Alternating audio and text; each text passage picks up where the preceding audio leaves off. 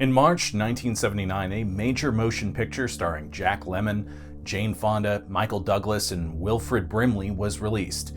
It was called The China Syndrome. Fonda and Douglas portrayed an intrepid television news crew who witnessed an incident at a fictional nuclear power plant and encountered fierce resistance from the company that operated it as they tried to report the story to the world. The title of the film referred to a mythical accident scenario where the core of an operating nuclear reactor, deprived of its coolant, would melt through the bottom of its containment vessel and through the Earth, all the way to China. Upon the film's release, which generated considerable critical acclaim and strong box office receipts, the nuclear power industry protested. The New York Times ran an article on March 18, 1979, where experts in the field of nuclear power discussed the benefits derived from the industry and its history of safe operations of nuclear reactors. One such expert claimed the China Syndrome was, and I quote, a character assassination of an entire industry. General Electric announced it was withdrawing its sponsorship of a Barbara Walters television special because Jane Fonda was scheduled to appear and discuss the movie on the broadcast.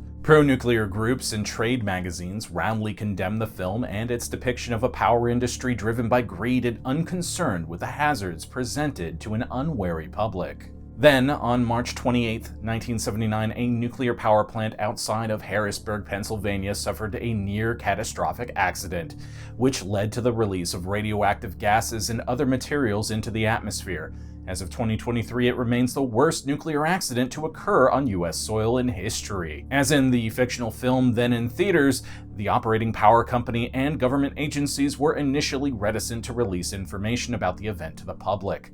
Subsequent events revealed the accident had led to a partial meltdown, the feared event narrowly avoided in the China Syndrome. The accident in Pennsylvania, which occurred at 3 Mile Island nuclear plant operated by Metropolitan Edison Company, led to significant changes in the industry. New regulations and operating procedures were implemented in its aftermath.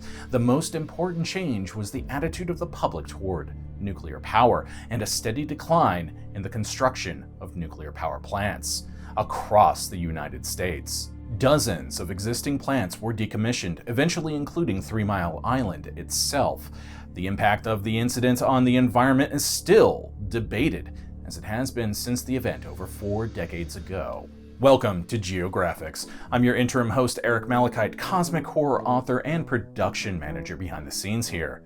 Today's script was written by Larry Holsworth. If they've provided their socials, go give them a follow as they'll be linked alongside my own. With that said, go ahead and like, subscribe, comment down below, and get ready to learn about 3 Mile Island, America's worst nuclear accident.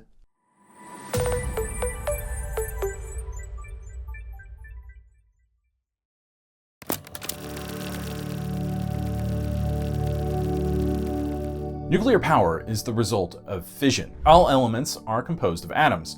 Atoms contain energy, which is used to literally hold themselves together. An isotope is one type of atom containing the same number of protons as other atoms of the same element, but differing numbers of neutrons. Such isotopes can be split, a process called fission. One of the most common isotopes of uranium is U-235, which is found in a lot of nuclear power plants. It's incredibly easy to get U-235 to split, or to fission, I guess. U-235 absorbs loose neutrons during fission. These atoms become unstable and split, creating what is known as a fission product. The fission byproduct, essentially 2 atoms created from one, contain less mass than their original atom.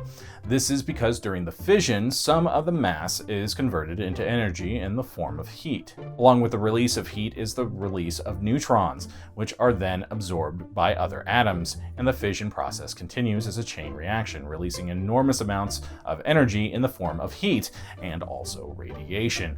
Thus, a controlled chain reaction is merely a means to generate heat, which is used to create steam to drive turbine generators, creating electricity.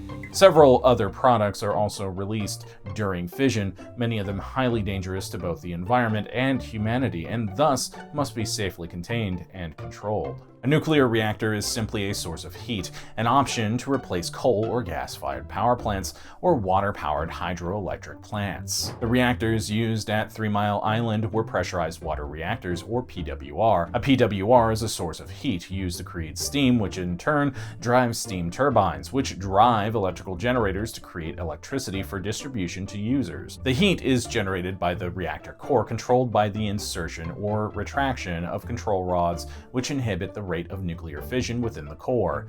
Water is forced under pressure through a prime coolant loop, where a transfer of thermal energy heats the coolant, which is then sent to a steam generator. Within the steam generator, the thermal energy is transferred to a secondary coolant loop, which is not connected to the primary coolant. Instead, the water within the secondary loop is heated through its proximity to the primary loop. The water in the secondary loop is converted to steam, which is then routed to a steam turbine, which drives electrical generators, converting the thermal energy within the steam to electrical energy from the generator. The core of the reactor sits within a containment building, isolated from the rest of the system to prevent the emission of radioactive gases and materials. The containment is defined by the United States Nuclear Regulatory Commission as, and I quote, "a gas-tight shell or other enclosure around a nuclear reactor to confine fission products that otherwise might be released to the atmosphere in event of an accident." Most are constructed of steel-reinforced concrete.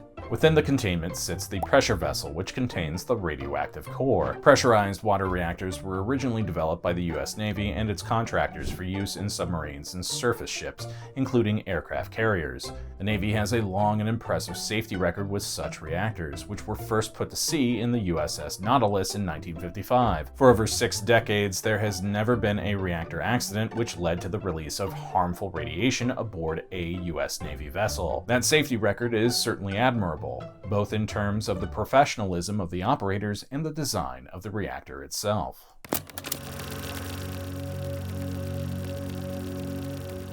In 1946, Congress created the Atomic Energy Commission, tasked with overseeing both nuclear weaponry and potential commercial use of the atom. By 1951, nuclear power was being used to create electricity on a research basis, and in 1957, the first commercial nuclear power station was opened in Shippingport, Pennsylvania.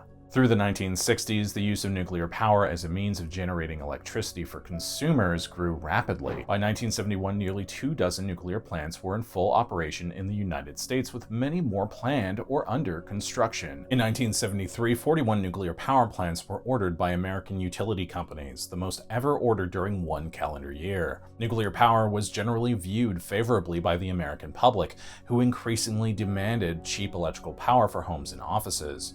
All-electric became a sales pitch for kitchens, homes, and commercial buildings. Among the companies eager to profit from the use of nuclear power was Metropolitan Edison, which began construction of a new power plant on 3 Mile Island, a small island roughly 3 miles down the Susquehanna River from Harrisburg, Pennsylvania, in the spring of 1968. The island is actually located in a reservoir along the river known as Lake Frederick. In 1969, Metropolitan Edison began construction on a second reactor building on the site, which became known as TMI-2. Although Metropolitan Edison was to be the operator of the plants, construction was actually under the auspices of General Public Utilities Corporation, of which Metropolitan Edison was a subsidiary. TMI-1 was completed in 1974, and after months of testing, training, and inspections, it came online, generating electricity for customers on September 2nd of that year. It remained online until February 1979, when it was shut down to refuel the reactor and perform other scheduled maintenance.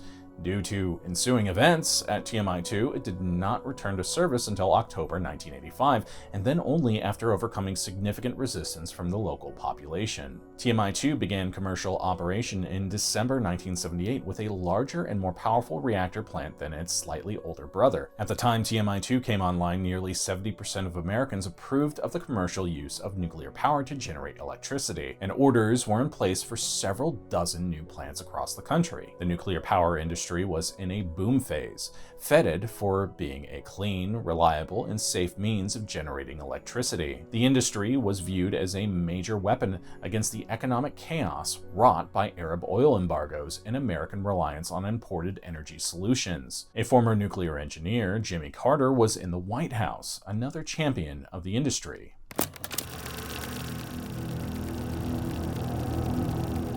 On its website, the U.S. Nuclear Regulatory Commission states that the accident, which took place at TMI-2 on March 28, 1975, was, and I quote, "the most serious accident in U.S. commercial nuclear power plant operating history." Though it also notes that the accident caused, and I quote again, "no detectable health effects on plant workers or the public." Its severity at the time was unknown to the public, as information released was scant, and many reporters and pundits noted the similarities to events in Pennsylvania and the fictional film The China Syndrome. The comparisons were so frequent that the film was removed from several theaters across the country, as the producers and distributors reacted to accusations that they were exploiting the accident for commercial gain. TMI-2 consisted of 3 main buildings: an auxiliary building and connected reactor building, or primary plant, and the turbine building, or secondary plant. The waste heat was directed to cooling towers. On the night of March 27, 1979, TMI-2 was operating at about 97% of full power production. The plant was carrying the load for TMI-1, which had been shut down for refueling and maintenance. At about 4 a.m. on March 28, the reactor coolant system temperatures began to rise rapidly. The rising temperatures increased pressures within the reactor coolant system. The reactor tripped. That is to say, the control rods dropped into the radioactive core as designed, using gravity to descend into the core and stop the fission process. Stopping the fission prevented the core from generating additional heat, but decaying heat was still present, and the temperature, and thus the pressure, remained at dangerous levels. A series of mistakes by the operators followed the first indications of a problem. Operators failed to respond properly to several indicators revealing the positions of various valves in the coolant loops. In one incident, operators failed to note the position of emergency valves that had been deliberately closed 2 days before the accident, a clear and serious violation of established Nuclear Regulatory Commission rules. The incident was later cited as one of the key failures contributing to the severity of the accident. In another related incident, an operator failed to notice alarms displayed. According to a report later published by the Washington Post, the operator's view of the alarm indicators was blocked by his own stomach, which prevented him from viewing the corresponding lights due to its own girth. Just like Homer Simpson. In other words, he was too obese to see the indicators he was tasked with monitoring. Again, just like Homer Simpson. Post-accident review revealed that the operators had not received sufficient training to respond to the confusing and contradictory indications they received as the system shut itself down, as it was designed to do. Their inputs, which consisted of an attempt to keep the system online, violated safety regulations and impeded the fail-safe components of the reactor's design. Gradually, a steam bubble formed in the pressure vessel. The steam bubble prevented the flow of cooling water to the core, and shortly after 6 a.m., the core itself was exposed, releasing hydrogen and zirconium dioxide to the air. Whether the hydrogen caused an explosion within the containment vessel later that afternoon is still debated, but there is no doubt that by 6:30 that morning, radiation levels within the containment vessel exceeded 3,000 times their acceptable limits. 4 minutes before 7 o'clock that morning, the plant declared an emergency limited to the site. Approximately 1/2 hour later, the site declared a general emergency. Steam venting from the plant, part of the operators' response to the problems they had encountered, was visible from outside the facility. The release of steam, coupled with the emergency declarations, led to immediate fears from the population surrounding the plant. Information releases from the plant sent to Pennsylvania Governor Richard Thornburgh were vague and contradictory. Metropolitan Edison released similar vague and misleading information to the press, which was understandably hungry for information. The Nuclear Regulatory Commission activated its emergency response team in Bethesda, Maryland. They were immediately besieged by the press, demanding information on the release of steam from the reactor. Uninformed of the release by Metropolitan Edison and unaware of the severity of the problem, the NRC could only respond to press queries with ambiguity. Neither the NRC nor the White House, which was informed of the incident by mid-morning, was able to obtain accurate information regarding the accident or its severity, while the press hounded both for information. Cries of a government cover-up of the incident began while operators were still dealing with the problem. The emergency was over 7 hours old before plant operators were able to begin pumping enough water to reduce the temperatures of the core to relatively safe levels. By then, nearly half of the uranium within the core had melted, the beginnings of the greatly feared but largely fictional China syndrome.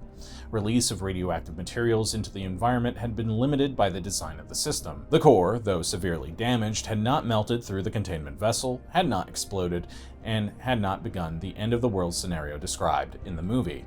In fact, it would be several weeks before evidence of damage to the core emerged, and several years before its extent would be known to Metropolitan Edison or the NRC. The public knew only that an incident had occurred, that steam and other gases had been released into the atmosphere, and that Metropolitan Edison and the NRC claimed that the public had never been endangered by the event. 3 days after the accident, the presence of a hydrogen bubble was detected within the pressure vessel.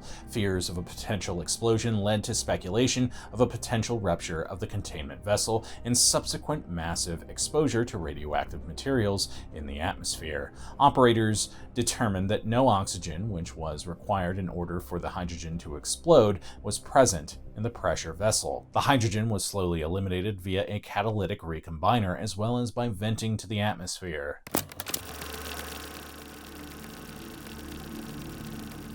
Within days of the accident, investigators and researchers from the NRC, the Environmental Protection Agency, and Dickinson College reported that radiation levels in the area surrounding the site were well within safe levels, and that no significant elevation of radiation levels had occurred as a result of the accident. Subsequent studies by numerous agencies and research facilities confirmed the initial findings. Levels of expected radioactive materials, including iodine and cesium, did not exceed what were considered normal. The evidence collected following the accident indicated that the safety mechanisms built into the reactor worked as designed. Nonetheless, various government agencies and Metropolitan Edison proved to be their own worst enemy during the accident and in its immediate aftermath. Conflicting reports, incomplete reports, and public fears, reinforced by press reports and frequent references to the popular film The China Syndrome, created deep concern bordering on panic. Anti-nuclear groups quickly seized the initiative, condemning 3 Mile Island specifically and nuclear power in general as unsafe and significantly dangerous to the environment. The reports denying a massive release of radioactive materials were dismissed as being a cover-up. In April 1979, President Jimmy Carter established the President's Commission on the Accident at 3 Mile Island to investigate the incident. Carter's commission was just one of numerous entities examining the causes of the accident, the response of the operators, and its effect on the industry and the environment. The President's Commission became known as the Kemeny Commission after its chairman, John Kemeny, president of Dartmouth College. Kemeny had once served as an assistant to Albert Einstein and was an early developer of computer programming languages. The Kemeny Commission was strongly critical of NRC procedures as well as its monitoring of quality control and operator training. It reported that operators had, for the most part, followed existing procedures, but criticized many of those procedures as inadequate. It also harshly criticized Babcock and Wilcox, the company that had built the reactor, and found that the operating procedures followed by the workers, as they were required to do under NRC regulations, were often incorrect or inadequate. The Kemeny Commission determined that Babcock and Wilcox, yes, that name is funny, engineers had simulated the same failures which led to the TMI-2 accident more than a year and a half earlier and had developed the correct means of responding to the causality. However, both the failure indications and the proper response had not been communicated to the operators at 3 Mile Island. It also determined that issues with a valve that had failed at TMI-2 were well known and documented by Babcock and Wilcox, but customers, including Metropolitan Edison, had not been informed of the issue. The Pennsylvania legislature also conducted an investigation into the accident, which focused primarily on the lack of timely information disseminated to the public, as well as the lack of viable evacuation plans to ensure public safety, which is not at all terrifying. No formal investigation reported any unsafe release of radiation, so the public was not in danger. But public reporting of the release of steam in the hours immediately following the accident overwhelmed news to the contrary. Public trust in the nuclear power industry plummeted. Between 1980 and 1984, no less than 51 reactors on order by utility companies across the U.S. were canceled. In March 1979, 129 nuclear reactor plants were approved and awaiting construction in the United States. Only 53 of those were eventually completed and entered service.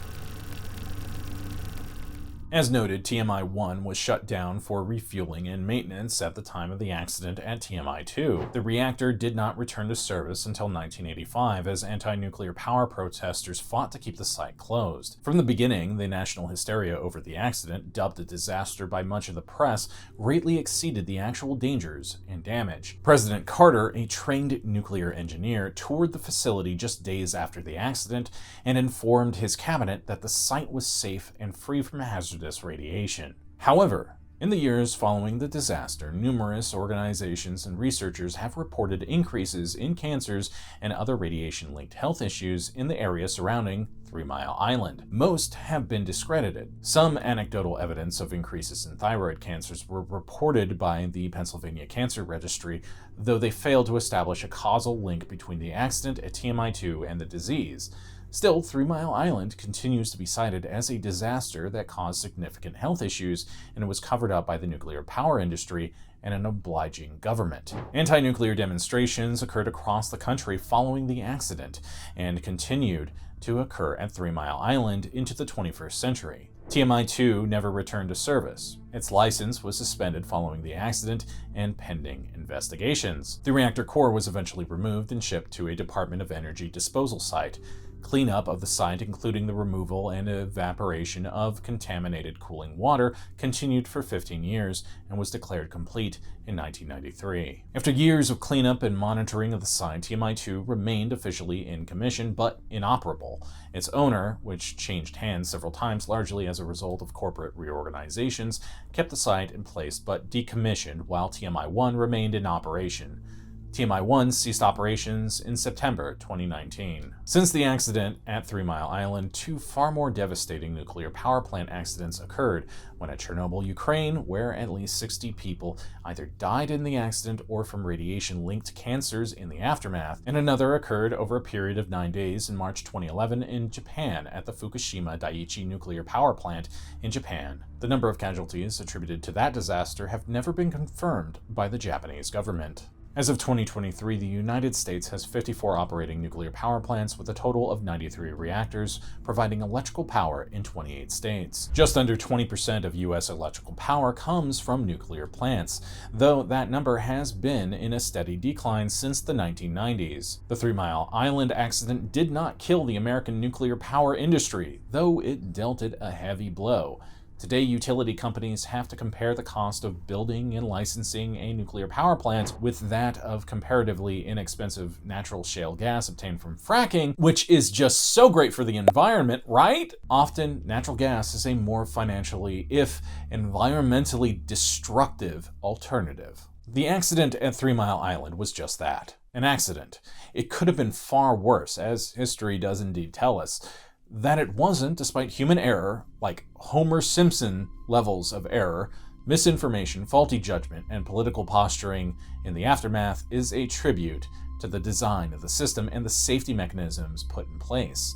The U.S. continues to build nuclear reactors, though almost exclusively for the use of naval vessels and spacecraft. Whether nuclear power for commercial use will again gain public favor remains to be seen, but as long as 3 Mile Island is cited as a disaster, such public favor seems unlikely. And, before we end the video, I definitely agree with that sentiment. Nuclear power is far safer than it used to be. And there's a YouTuber named Kyle Hill that will talk about this in detail, and I suggest you check him out. He's a great science communicator.